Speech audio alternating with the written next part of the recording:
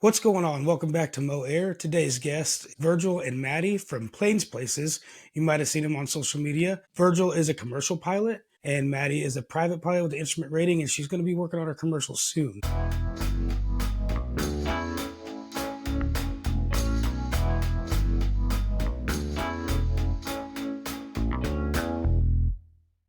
All right, Virgil, go ahead and introduce yourself and let us know a little bit about your background. Well, first, thanks for having us on. I'm Virgil. I grew up in a aviation family. My father was been a Part 91 pilot his whole career.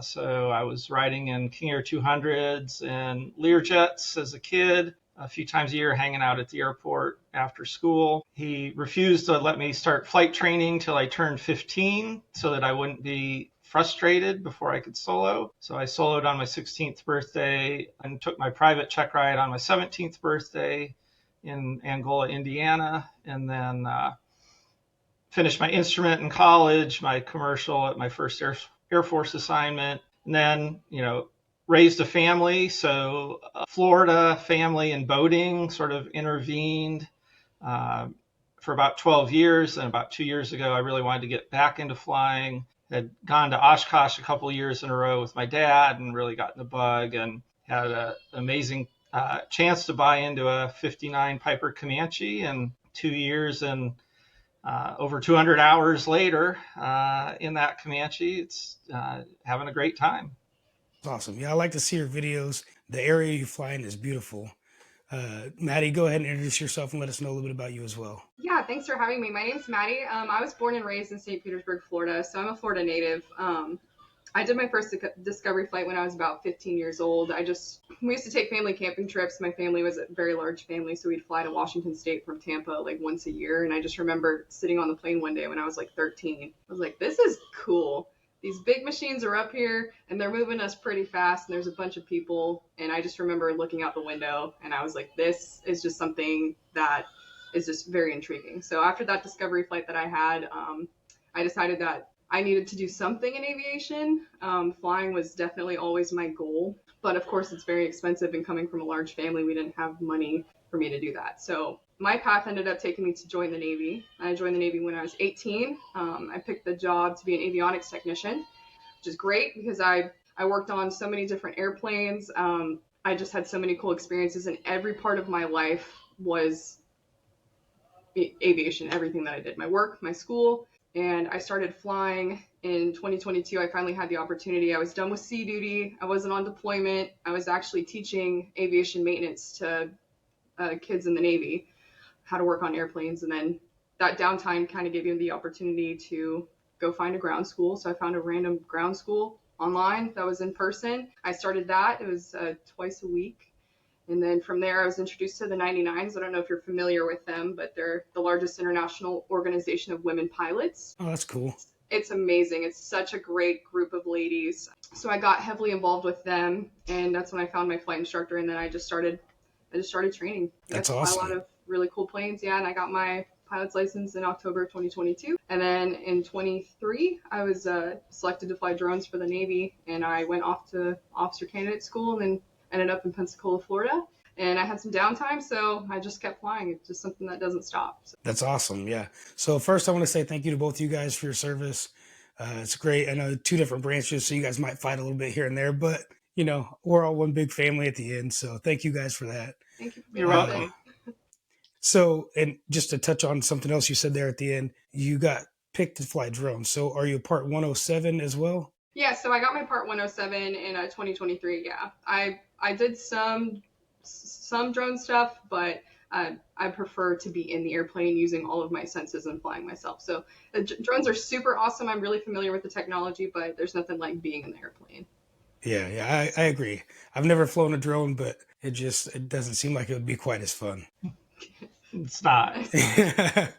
All right, Virgil. So you have been flying a lot longer. What was your initial, I have to get my license? Did you go up with your dad and just love it, or was it something else that happened? Yeah, I think I can't really remember a time where I didn't sort of assume I was going to become a pilot. The big fork in my road was deciding, in college, did I want to pursue a commercial aviation career or an engineering career? And I chose the engineering path, and on the promise that it's supposed to, in the end, let you fly, give you the means to do a lot of your own flying. It Right. took a while, but I Yeah. think maybe we've gotten there finally. It looks like it. I mean, I see all your videos. You go Yeah. to some really cool places. I don't know if that's just because you live in a really cool place, but your videos are just like awesome all the time. Coming from somebody from the Midwest, we don't get to see those views. Well, you have some pretty stuff. So, I mean, we've got unreleased footage of the Arch Tour Yeah. in St. Louis, and some things. I actually went to my undergrad at University of Missouri Rolla, or Missouri S&T these days. Yeah. So a little bit. Had some misadventures in flying in central Missouri in Yeah. college. I love this area for flying, but just watching everybody else's videos from all these other states, it's one of those things. I want to travel to all the states, see what they all have to offer. What does Southern Florida, I guess, or whatever part of Florida you all are from, have to offer that you can't get anywhere else in aviation? Interesting for me because I did my private in San Diego. So I grew up Wow. flying in the mountains on the coast over there, going to Catalina and Big Bear and worrying about density, altitude, and flying through the fog and like making sure, I have minimums and I can land. So coming over here on this side of Florida, it's so beautiful. I don't most of the time I don't even have words to explain just like the difference in just what we get to see, and that southern like comfort of like air traffic control is always so nice and accommodating, and everybody's just very like relaxed. It's very zen over here. It's not super chaotic. That's Except, nice. Yeah. I guess, yeah, except good weather days during the week when the Navy, the Air Force, and all the civilian flight training's firing. But Yeah, that's what I was going to say. yeah, so for me, the coastal flying here, it's called the Emerald Coast because of the blue-green water, and we definitely get some pretty amazing views. We've got, of course, a rich military history here with both the Navy and the Air Force. Our airplanes at 82 Juliet, Roscoe Field, which is actually inside the surface area of Navy Pensacola and the Blue Angels. So Yeah. on occasion, we've rolled out on the runway to take off and watch the Blue Angels either coming or going, less than 4 miles away. That would be awesome. Pretty amazing. Wow. All right. So we got a little bit of Virgil's background. Maddie, what was your I have to do aviation moment? It was on my discovery flight that I did out of a little tiny airport in Clearwater, Florida. I got in this Cessna Skycatcher with the, like the suicide doors that pop up. Yep. And I just get in this plane with this instructor that I've never met before. Turns out he was a retired Navy pilot, and we're flying over the ocean over Clearwater, and he's like, there's a shark in the water right here. Do you want to go see it? And I said, excuse me? And he just whipped us into a 60-degree bank, and we were pointed straight at the water. And he yanked us back up probably 100 feet above the water. And I was just like, this is something you can do in an airplane? Like, this is something you can do. Okay, like, sign me up. I'm a daredevil. I like adrenaline. I like a challenge. And I think that was the pivotal, like, kind of moment, like, light went off in my brain that was like, this is it. This is something you got to do. Yeah. Hopefully he told you needed some hours before you tried doing stuff like that. He definitely did, yeah. That's awesome. It was awesome. All right. So let's talk a little bit about your Comanche, right? It's a PA-24, what, 250, 260? 250, yeah. Okay. And you guys have some upgraded avionics in there and stuff, which allows you to do a lot of instrument approaches, a lot of really cool flights. What is your main mission with that Comanche? So when I looked at getting back into an airplane, I really, again, felt like I had two options. I was either going to go sort of low and slow, like two-place, high wing, under 10 gallons an hour fuel burn, or I wanted a cross-country machine. The Comanche definitely is a cross-country machine. But the interesting thing with the Comanche is, they originally left the factory as, the 180 Comanche was the first model. So that had a Lycoming 0360. Pretty high performance even today for a 180 horse airplane. And of course, the airframe came into its own when they put the 0540 6-cylinder on it, which was the same engine just with two more cylinders. Right. But what that really means is you can turns out you can fly a Comanche 250, like a 250 Comanche, or a 180 Comanche if you just pull the throttle back. So, when That's we're awesome. bombing around the beach or running the coast, we can throttle back to, 11 gallons an hour and still generally about 130 knots. So, Grumman Tigerish speeds and Wow. fuel burn. But if we're headed somewhere, we go up, about 157 knots at 13 and a half gallons an hour. Dang. I wasn't aware they cruise that fast. That's really cool. Yeah. Yeah. Like I said, I got lucky. The airplane had most of its current avionics when I bought in. It had just gone through a bunch of upgrades from what had been a very original panel. It lost, I think, 20 pounds in all the upgrades. In a travel machine, also from earlier experiences. When I left aviation, the first sort of portable AHARS units had come out, and the very first solid state attitude systems. And so, I'd always said if I was going to get back into a travel airplane, I wanted solid state attitude, of course, full IFR GPS capability. I wanted traffic, which now with ADS-B in and out is ubiquitous. So, this was just ideal. Dual Garmin G5, so there's no vacuum system. The Garmin 650 pulling the weight on the GPS. It's got a Trio ProPilot autopilot, so it's a 2-axis autopilot that can do vertical nav. Nice. Yeah. Wow. So So it's got a good setup then. it's got a good setup, but it's not, it's not a $60,000 setup. So, hopefully, as there are inevitable maintenance and things like that, it's, I'm hoping it'll be a little easier to maintain money efficiently over time. Right. Yeah. That's a good way to look at it. So with this Comanche that you have, that's a cross country machine, what is the farthest flight that you guys have taken in this thing? Like nonstop, like obviously not in the same day, because that would just be really tiring, but like from point A to point B, what was your longest cross country? Is it from Oshkosh? Yeah. Yeah, I think our longest one that we've done together at least was coming home from Oshkosh this year. Wow. So did you guys stay up there all week, or did you just go up for a couple of days? We went the whole week. That's awesome. I still want to go to amazing. Oshkosh. It's so amazing. You have to go at least once in your life. Yeah. I'm trying to wait for my kids to get a little bigger so Yes, that's they helpful. can go too. Yeah. They're 2 and 5 right now, so Yeah. Or you need a wagon with a sun cover. That's what we did when my kids were young.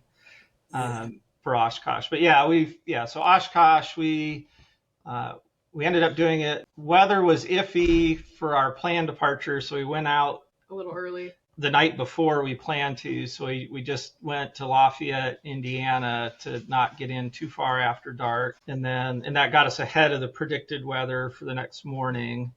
And then our original plan had been to go to Kentucky Lake Dam State Park and stay at the lodge there. So that's where we ended up because we had non-refundable hotel reservation at that point. So we took our day at the lodge and the pool and the lake. that's relaxing. Yeah. Maddie and I and my wife Dina, we were out. We were at Gross. We were actually the only time we've not flown with full fuel. Yep. Really? Because we had the 3 of us plus a week's worth of Oshkosh camping gear plus everything we bought at Oshkosh. That's what I was gonna say. You left heavier than you took off. Oh yeah, pretty heavy. Yeah. Yeah. It was amazing it all fit when it came time to actually extract it all from the airplane. Your poor wife was probably packed in the back with all this Well, no, stuff. that's what she likes. So she's self-named the passenger princess. She loves flying for the destinations. She, doesn't mind looking out the window, but, she's not really one to just go fly to fly. So that's she was good. quite content to climb in her little nest in the back and let us do all the work up front. Hey, it sounds like you got a good plan going right there. I like it. So I forgot to ask at the beginning of this, but how did you guys meet? Like, what is your guys' story on how you became playing places as the two of you? This question because it's so there's a decent age gap between us. So I used a social media platform back I don't know, 2010 called Tumblr. One of my friends, Jeff, him and I had kind of a similar path in the Navy. He joined the Navy to be a pilot, and then I enlisted to work on planes. But him and I have kept in touch ever since. And once he found out I was coming to Pensacola, he was giving me recommendations of flight schools to go to, and stuff like that. I actually don't have a Facebook, but Jeff has a Facebook, and Virgil posted a post on some Pensacola page. It was like, hey, I need a safety pilot. Does anybody want to come, hit me up? And Jeff, my friend, sent that to me and was like, hey, this guy's at this airport. It's like right up the street from you. I didn't even know this airport existed, and it's literally like 10 minutes away from my house. I sent Virgil, or Jeff got Virgil's contact information, and I sent him an email. I was like, hey, I'm Maddie. This is my hours. These are the planes I've flown. Heard you needed somebody. My schedule's pretty open. Let me know. Yep. And so so I had just about that same time, I'd met some pilots over at Milton Airport, which is sort of over on the other side of Pensacola from us. And they host every Saturday morning at 10 o'clock at one of their hangars is coffee and donuts for anybody who shows up. And it's religiously every Saturday someone will be there to open the hangar and have coffee and donuts. So I hadn't been to it yet. So that, we sort of exchanged information, said, well, hey, you want to go over this coffee and donuts thing? And she said, oh, yeah, let's go. And so that it was just almost a year ago now. Wow. 56 flights, and I think 60 plus hours in the air, and Flysto says 7,700 nautical miles later. Wow. Yeah, we just kind of connected, because it's the amazing thing about the GA community especially is just pilots, we all just kind of like flock together naturally, and then there's always so much to share, and that we have the same minds, we all kind of think the same way. So it was really easy for us to just kind of like melt into like this comfortable friendship where we can both do something together that we really enjoy. That's really cool, yeah. And it was smart for Virgil to invite you to the coffee and donut thing first, so he knew that you weren't going to kill him. Right. And the same thing for me, because, the last time I got in a plane with somebody that I didn't know, I met him at the flight school. He had his private, and I was like, oh, this will be fine. I got on the plane with him. I thought I was going to die. I'm not even going to lie to you. Because of his piloting skills or because of the person? Piloting skills, I would say. So after that, I was a little hesitant to but once Virgil told me what his hours were and what he'd flown, I was like, oh, I'm good. There's nothing to worry about. So that was another question I was going to ask. It seems like you guys split up the duties pretty well, but who is like the majority of time of the pilot, and who is more like, I'm going to set stuff up and kind of take care of frequency changes and, all that good stuff? I don't know if we ever like specifically talked about splitting duties. We'd get deemed bad on official CRM, I would say, just procedurally. And that's been evolving, which is part of the fun. I'd say the first 4 or 5 months, especially, we're still sort of getting our feet under as sort of a team. Again, she really, scary to me. She basically was clear she understood how I flew the Comanche and could really support that. So then forced me to go back and say, make sure I'm doing this right. Right. I don't want negative transfer on the skill set. And then, I think starting in May, again, I'm working on my CFI. I've flown a lot of right seat in things over the years, so I'm fairly comfortable switching seats in the Comanche. And so started, putting her in the left a little more. And she had, a complex high performance sign off already. So, worked her up to got her first Comanche landings on video, which Comanches have a deserved reputation for being a little unforgiving in the landing. They're really hard to land. They're not hard to land good, but they're really hard to land well.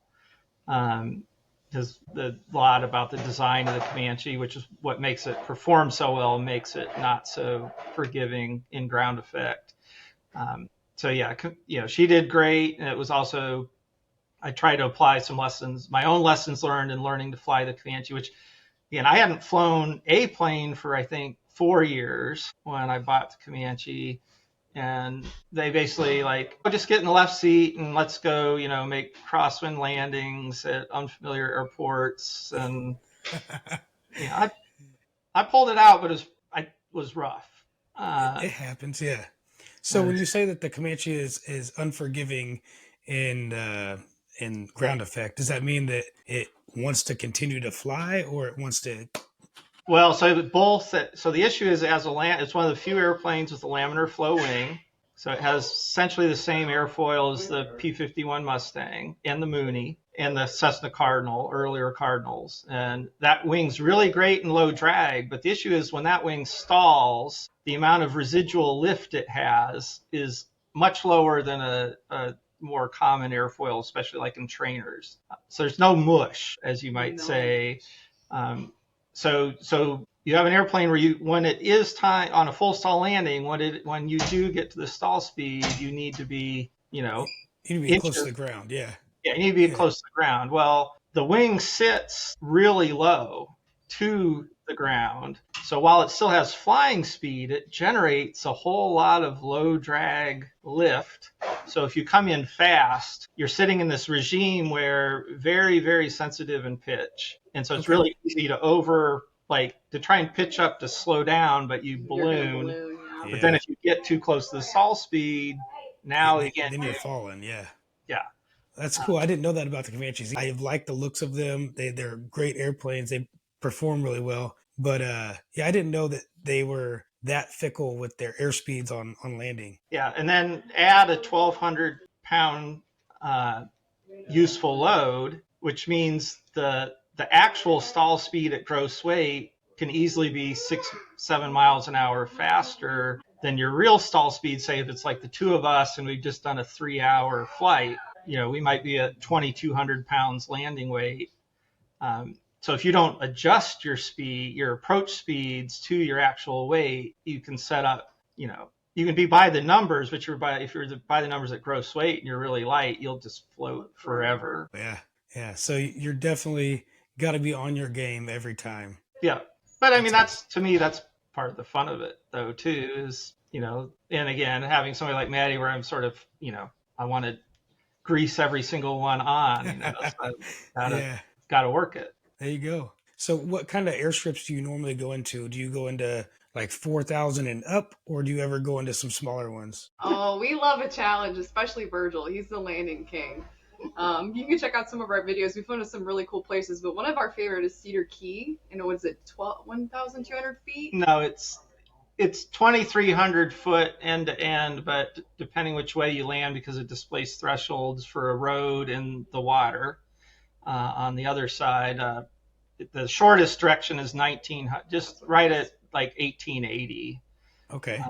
And then it's about 2,100 feet the other direction. So it's Florida's shortest public airport. So we've been there twice and got to land each way. So we've landed the short way and the slightly longer way. And then he's not scared of grass. So we went to Tennessee, what is it, 98? Yeah, TN 98 Sky Ranch is a private airport just west of Knoxville, but east of the main airport there. It sits in a bend of in the Tennessee River, and it's the river on both sides of the 1,800 feet of turf. Wow. And because of the residential areas, it's landing to the north, it's a continuously curving. So basically you start your downwind and you end up sort of on your adjacent point, sort of lands you on the river, and you just follow the river all the way around till, about maybe 200 feet of land lead in to the threshold. Wow. So that was just really fun because you're sort of just flying this continuous and trying to manage airspeed, you're trying to do soft field and short field together. We actually had our aunt and uncle on board, so we had 4 adults just to, put a little extra. Yeah. So that's pretty wild. You're doing backcountry flying in a Comanche there. I like it. Well, I mean, they came, they were designed in the era where probably 50% of the runways in the U.S. were turf. Yeah. So again, for a retractable gear airplane, the nose wheel is the same diameter as the mains, which is very unusual. Right. Also makes it hard to land because getting the nose, again, all those things about not ballooning, but getting the nose high enough to not 3-point it. Like I said, it's a fun airplane. We've had it fun places. The typical around here is certainly, 3,500 feet and longer. Dolphin Island, again, very iconic airport. People will call it like the aircraft carrier airport because it's on a man-made peninsula, basically, that sticks out, juts out from the island. So you got water on three sides. That's, I think, right at 3,000. We go there all the time. We've been in FBOs nearby, and people, oh, I mean, that's too short for me. It's like, well, what are you flying? Oh, I mean, a Bonanza. I'm like, 3,000's too short for personal minimum's true, yeah. but maybe that's a great thing to get a good CFI and go get some experience, because that's me. I know that I would be a little worried, but Virgil here, just watching him, expose himself to like situations like that where we're landing short on the grass and there's water on all sides, and just really trusting yourself that you've been trained to be able to do this. And then obviously, like, you can always abort, go around. Yep, always go around. Right. So go rounds are free. Yes. Yep. Yeah, you can always go somewhere else if right after the go around you're not feeling it. What is your favorite location to fly to down there in Florida? We have a favorite. I feel like that's hard for us to say because honestly, like my favorite thing is just like us going anywhere. I don't think it really matters where it is, as long as just there's something to do and some place to go. We do like to eat. I like to eat, so my favorite place might be an airport that's close to some food. But I can't say there's any place specific that is my favorite because there's also so many other airports that I haven't been to yet. Okay. What about you, Virgil? Do you have a favorite that you like to? Do you just enjoy the approach, or you enjoy the ambiance once you get there? Yeah, locally for me, Dolphin Island. Let's see, that's 4 Romeo 9. It would be almost like a 2-hour drive, 20 minutes or less in the air, and we fly down to. We fly out Perdido Pass and then past like Orange Beach and Gulf Shores, Alabama, so you get nice beach views. That's cool, yeah. They have a little bakery that's about a mile from the airport, so if it's a couple times I've gotten up early before work and just flown over to Dolphin Island myself, walked to the bakery, got a coffee, and flew home and was, at my desk by 9:30. Nice. That sounds really cool, actually. What made you want to start recording your videos and post them online for everybody to see? Well, my grandfather was the town photographer, and my dad, because of that, inherited his 16 millimeter Kodak film camera, movie camera. So his kids, well before camcorders and anything like that, I was taught the very basics, at least, of how to shoot movies back when it was really expensive to shoot movies. Right, yeah. And then I guess I've always had part of my engineering specialty was in lasers and optics. So I guess I sort of went the extreme on the mechanics of how photography works. And so I've just always enjoyed that. I got into scuba diving in a big way about 10 years ago. And so I did a whole bunch of underwater stuff in scuba. And then so it was natural. Like I already had GoPros in my scuba bag. So when I started flying again, I was like, well, I'm absolutely going to film. Did early blogging too. Again, I'm a serial trying things out. So I tried to start a blog for Plain Places back when, blogs were a thing in the early 2000s. And so I had the domain name. Yeah. And I had forgot I had the domain name. And so I finally, a few months into owning the Comanche and a few videos, I'm like, well, wait a second. I already have I already know what I want my channel to be.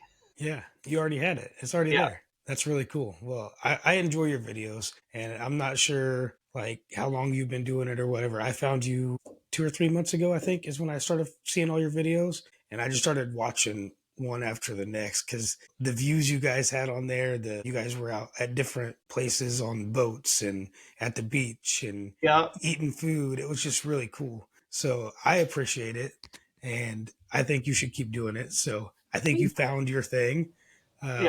What's next for you in aviation? Like, what is your goal? You just want to continue to enjoy it, or are you going to eventually try to get into making money with it? Well, I guess I'll let Maddie start.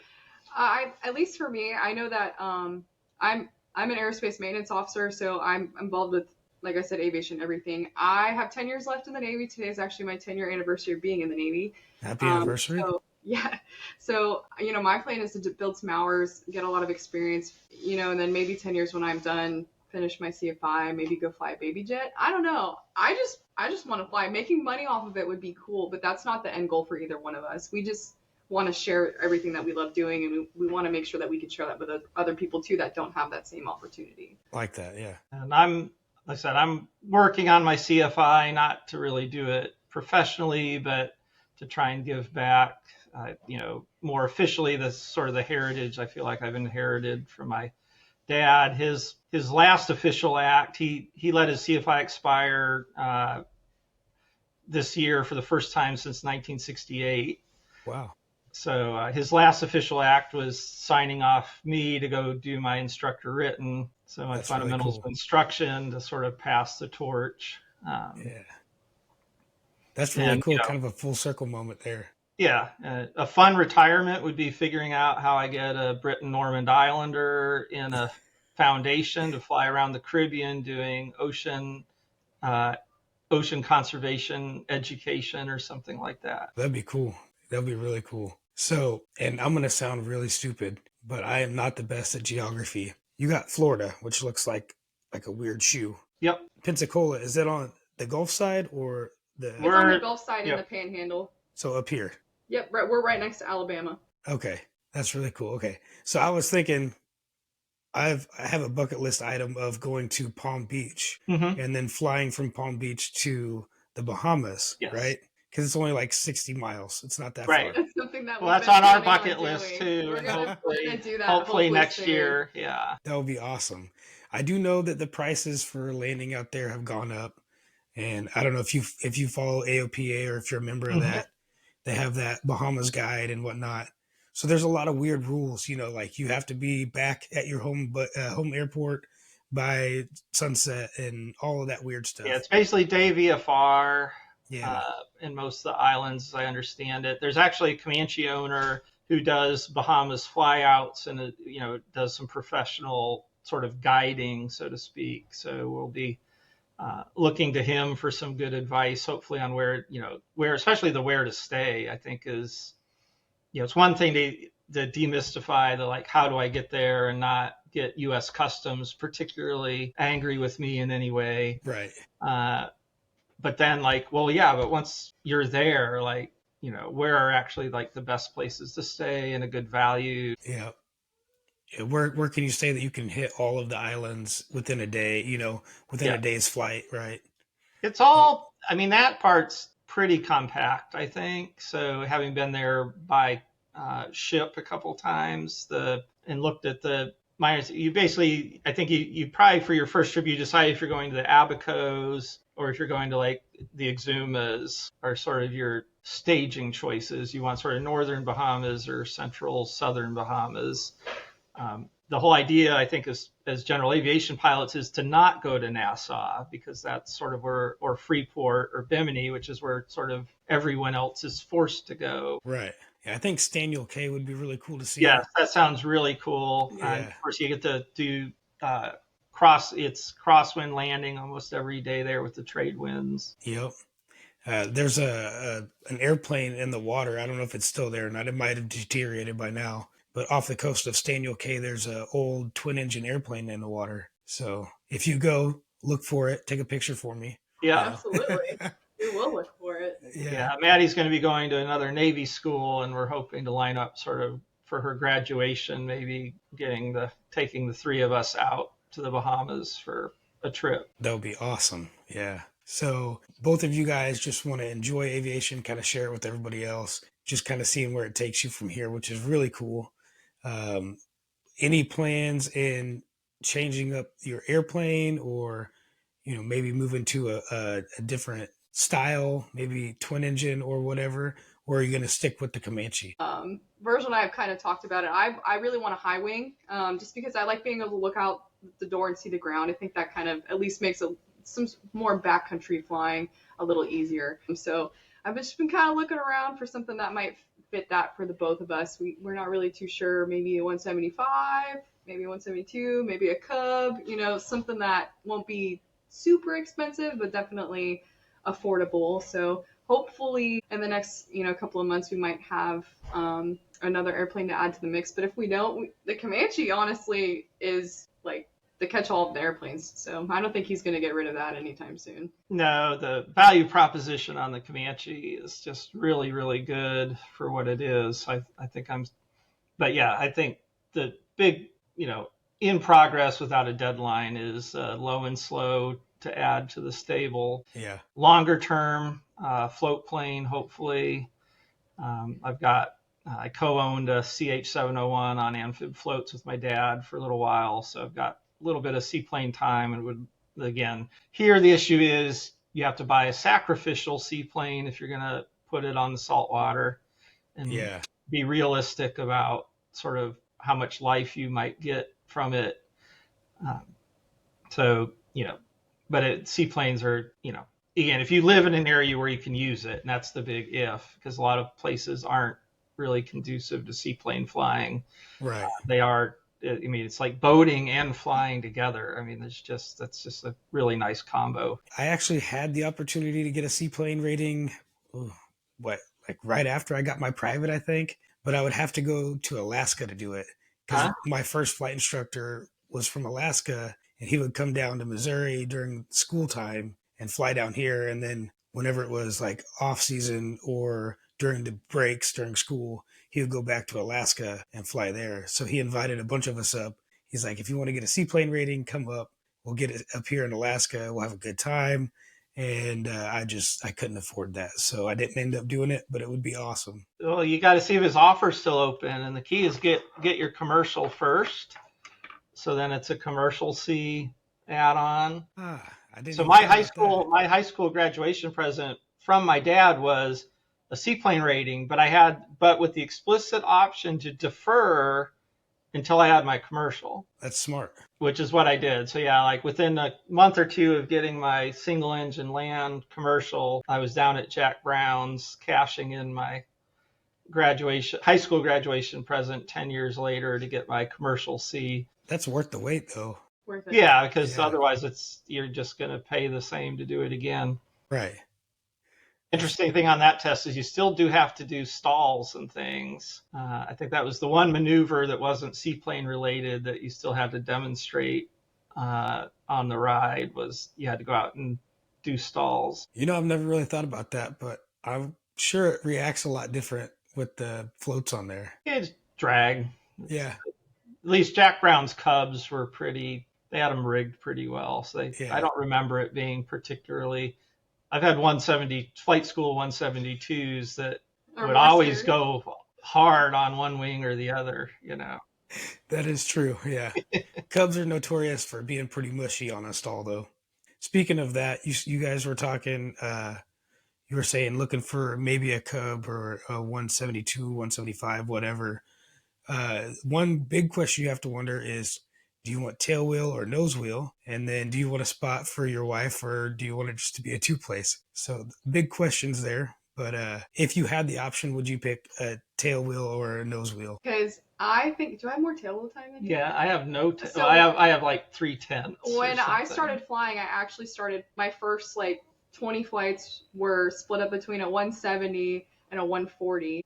So I actually have a lot more tail wheel time than both of us. Neither one of us have our tail wheel endorsements though, so that's something on the list of things for us to do in the future. Those are all great questions that we've been thinking about, is what do we want? But I would feel more comfortable in a tricycle gear just because that's what I have the most experience in.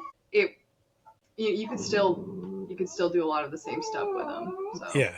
Again, if money's no object, the NX Cubs now I think it's the NX Cubs anyway, that have the nose wheels, or again, you were talking about seats, a tri-mall. There you go. Yeah. As sacrilegious as many mall owners, I think, feel that airplane is, the insurance companies certainly like them a lot better, and be flying behind the same engine as the Comanche typically. So they're usually, O or IO 540 Lycomings. Yep. Be a southern airplane, so they're all built in Georgia, and definitely floatable. Yeah, the mall is a great backcountry airplane in general. Yeah, so that, if money were no object, a mall of some persuasion or another, I guess I'd probably have to consider the tailwheel one if we wanted to put it on Yeah. floats, because they may not have the rigging hardware on the tricycle gear version. I know manufacturers over the years, that was sometimes the The sort of a sticking make or point. break, Yeah. is if you wanted at least certified, for certified airplanes, they didn't do the hard points basically like weren't in the right spots for floats on the tricycle gear versions. Huh. Well, that's something else to think about. I never thought about that one either. Yeah. So back to you guys on your flying stuff. What is your next adventure that you're going to be posting? Well, posting, I guess, we just had a fun trip last weekend just down the coast to Diamond Head, Mississippi, which neither of us had landed at. Nice, typical pine tree cut airport right on the Mississippi coast. Had a Cirrus, being a stereotypical Cirrus that we got to catch on radio, sort of a fun moment. Be good.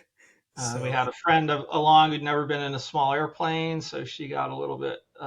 She got to sit up front for half the flight and try her hand at some basic straight and level flying for a little bit. that's awesome. Yeah, super awesome, especially because her brother is a CFII, so he had never And she'd never been in his plane. she'd never been in a plane before. So I said, "Come with us. Let's Yeah. see how you like it." Yeah, certainly with the expensive flying, and that's something. I was, again, fortunate. I grew up in it. Flying was never cheap, at least in my lifetime, but it was not sort of the cost that it is today. So, we see a lot of, flight school students, and especially in this area, who, go all the way through to their instrument instructor ratings, and they've maybe had one or two fun flights ever. Yeah. So like all their flying's been training, and they're mostly getting trained by people who just got their ratings. So again, that's part of what I'm hoping, in real life, person to person stuff, is just helping provide real experiences, because that's part of it. That's part of it. And that's, it's going to be your career. That's hopefully most of it is, Right. The real flying, not the training. And, a lot of that, it's hard. It's stuff you can't learn except experiencing it. Right. So if you could give somebody out there who's thinking about getting into aviation, but hasn't quite pulled the trigger on it yet, or doesn't know what they want to do, what would be some advice for them? I'll give the midlifers advice, and I'll let Maddie maybe speak to it as a younger person. So Experimental Aviation Association has what they call the Eagles program, which is not the Young Eagles, the Eagles, which is for adults. And AOP, I believe, has a similar program. But number one is find a mentor. Again, most pilots would be glad, love aviation. They want to share it with people. Find your local EAA chapter and go to some meetings, find a mentor. They're going to you may get some free airplane rides to make sure that the experience is really what you thought it'd be. But again, before you've committed, financial resources. And then, when you're ready to move forward, having that mentor to really help. I've mentored people where I've had to, unfortunately tell them to fire their flight instructor, because they were getting yelled at. It's like, well, you're paying for this. You're not in a military program. You're not no one should be yelling at you. Right. It's not a teaching. It's not a good teaching method. No, that's definitely not. In a high stress situation, you don't want to be yelled at. If you don't have an aviation background, you don't know what you don't know. You really just know what your instructor, you have to trust your instructor typically, that they sort of know what they need to know and know how to teach it. And I think it's just having someone to be a mentor has no financial stake in you continuing, with any given program or things like that, will just help out a lot. That's good advice. Yeah. All right, Maddie, the you're up. Folk. I just kind of I just went on Google. I just Googled some stuff.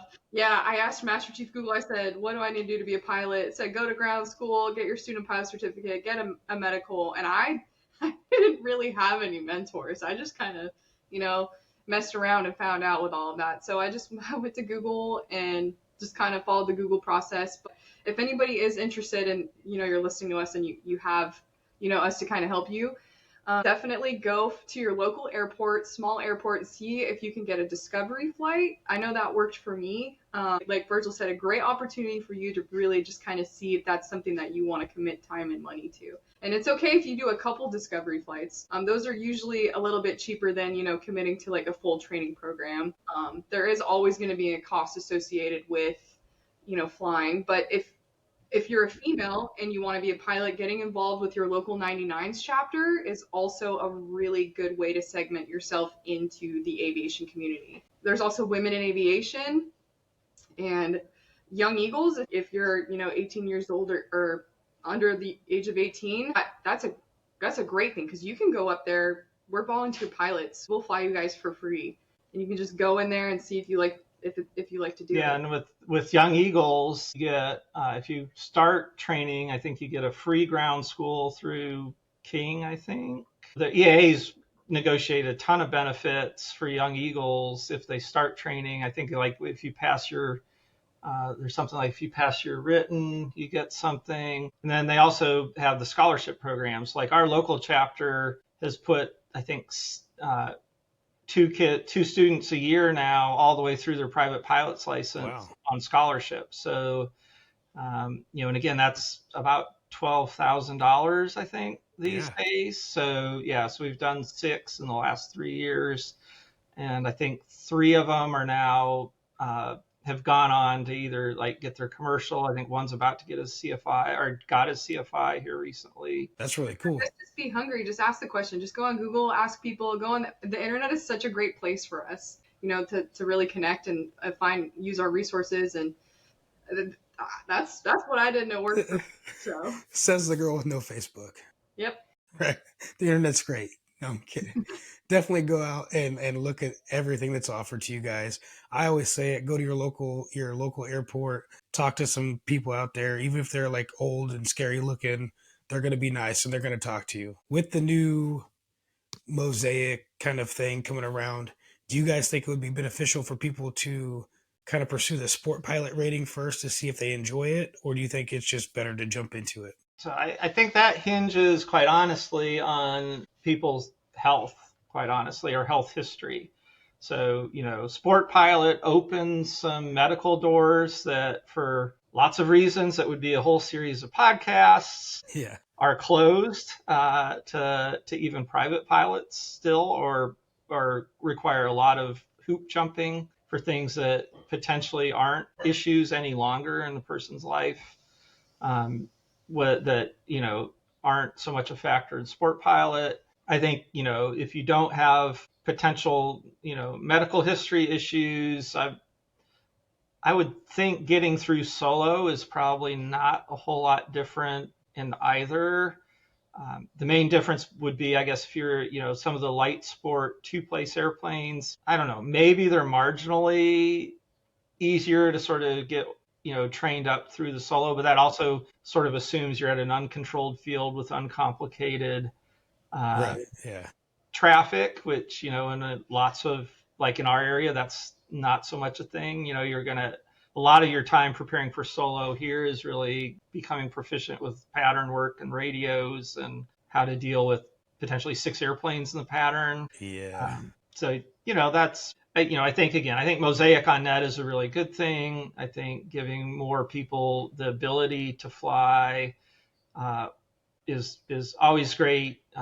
Again, we're giving Dina, our passenger princess, a hard time that, now a sport pilot, we're going to, when we get our little low and slow and I get my CFI, we can start training her up under sport pilot rules. That'd be fun. Yeah.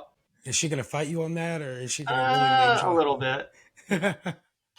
That's good. That's good. All it right. Should be, it should be good entertainment all the way around. Yeah, definitely record that stuff. We want to see it. Oh, yeah. I end the podcast the same way for everybody, regardless of, what we've already talked about. And you've kind of touched on this a little bit. So for each of you, if money was no factor and you could have any aircraft that you wanted, what would it be and why? Who wants to go first? Ladies first. I want one of those TBMs we saw at Oshkosh. Okay. That's what I want. Something that goes fast and far, and I can fit my Harley in it. There you go. That's probably, yeah, with all the bougie glass avionics. Yeah, that'd probably be it for me. So just because it fits in there, I don't know how you're going to get it into it though. We'll figure it out. Yeah. Yeah, because PC, you'd almost, unfortunately, and again, this pains me greatly as a over 100-hour TBM pilot. To carry your motorcycle, you might need a PC-12, and again, it pains me. You could probably put a little derrick crane in the giant baggage door of a PC-12. That's there fair. you go. Where you couldn't so much in the TBM. But again, I would wholly support being a co-pilot in your TBM. All right, Virgil, you're up. All right. Oh man, money no object. Well, she already got the high speed. That's a hard question. Yeah, I know. That's why I ask it. It's fun though to hear everybody's answers. Yeah, that's a good one. I'm still intrigued with getting a tricked out Britten-Normand Islander. I suppose if money's no object, get the one with the Allison turbine conversion, which has got to have, all sorts of torque for short field operate and reverse thrust. Yeah, get that beta thrust. Yeah. So you could get like a 6,000 pound useful load into 1,500 feet or less, and showing up at an RAF camp out and something like that, where you've brought in 100 gallons of water for everybody, the firewood, the bar, and you can haul out everybody's trash at the end. I don't know, that would be sort of, you definitely, there wouldn't be another one at the camp out. That ain't no joke. It would definitely stand out. That's for sure. Yeah, that would, I think, be a lot of fun. That would be cool.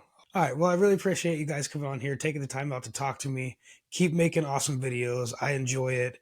I'm going to put your guys' stuff on the video so everybody can follow it. It'll be down the bio or on the screen, whatever. And that way people know where to find you at. People know where to follow you at. And hopefully we just keep moving up and you guys get more followers and get to go more places and just keep sharing aviation with people. Do you have any last words that you want to say to everybody? Again, thanks for having us and for what you're doing to promote aviation as well. And, look forward to seeing people online and in real life. Yeah, awesome, man. We have you can always message us. We have various means of communicating with us, especially through our Instagram. If you guys have any places you want us to go or anything you want us to see or check out, recommendations, we're always open to them. So we'd love to hear from you. And thank you again for having us. Yeah, thank you guys. And if you guys make a trip up to the Kansas City area, definitely call, let us know. We'll get everybody out and we'll come eat dinner or something. I at least, and maybe Maddie for schedule permits, will be in Bentonville in March for the Midlife Pilot podcast fly-in. That'd be fun. So we're taking over Thaden Field for a weekend. That's really cool. Thaden Field is where Fly Oz is based out of. Yes. Yep. Seth Lake, I think, is planning to attend. So for those who know Seth, and yeah, awesome. Well, as always, folks, just remember that success starts with a positive attitude. And thanks for coming on, guys. You're welcome. Have a good night. Thanks for tuning in to another episode of the MoAir Podcast. Make sure you check out Plain Places on all the social media platforms. A huge thanks to Virgil and Maddie for coming on the show today. Also, don't forget to like and subscribe to help out the channel.